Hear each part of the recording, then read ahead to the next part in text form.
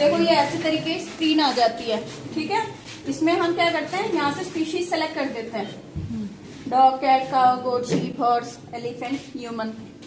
तो जिसका भी सैंपल होता है, सपोज कैटल का, कैटल और बफेलो एक में लिया जाता है, काउ में, तो उसको हम प्रेस कर देते हैं, यहाँ पे आ गया।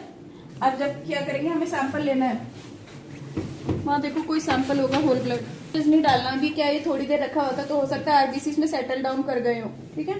तो उसको क्या करेंगे, इस पे रोटेटर पे रख देंगे। रोटेटर क्या करता है, रोटेटर का काम होता है इसको होमोजिनसली मिक्स करना, ठीक है।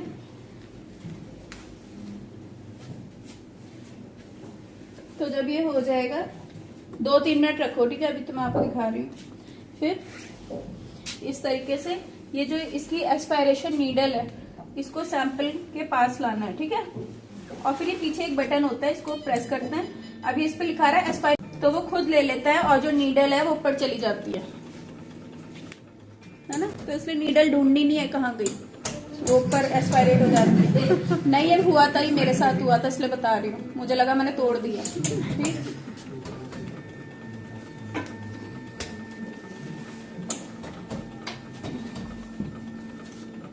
अब सपोज काऊ का पता नहीं था किसका सैंपल है, हमने काऊ में लिया और सैंपल, ठीक है, हमने सिर्फ ये करा है।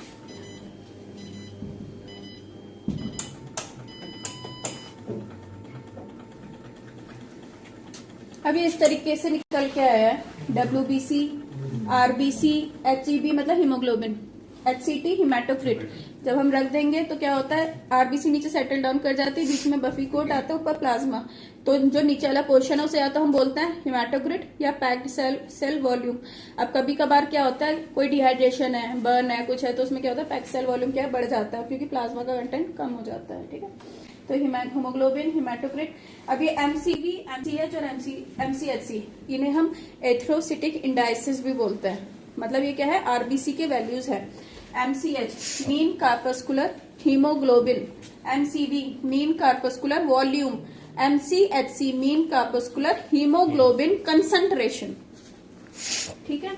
और ये क्या क्या यूनिट रहती है, इसके सामने लिखी रहती है। हमें यहाँ पे जो इंपॉर्टेंट है, हीमोग्लोबिन हमें पता होना चाहिए। हीमोग्लोबिन की जो यूनिट रहेगी वो रहेगी ग्राम पर डेसीलीटर, ठीक। तो ये है PLTs फॉर प्लेटलेट्स। अब ये मैंने बताया था DLC भी देता है, डिफरेंशियल ल्यूकोसाइट काउंट। तो वो ये है lymphocyte, monocyte, eosinophil, granulocyte, neutrophils को ग्रैनुलोसाइट, ठीक है। और ये जो है सारी परसेंटेज जो आएगी, ये परसेंटेज में आएगी, परसेंट में आएगी DLC, ठीक है। तो WBC एक ही दिखा रहा है ना, ओवर, यानी कि इसमें इन्फेक्शन ज्यादा है, हमारी इसकी जो डेटा फीड है उसकी रीडिंग से ज्यादा है। तो this is total leucocyte count, TLC। RBC यहाँ पे क्या मतलब है, TEC, टोटल एथ्रोसाइट काउंट।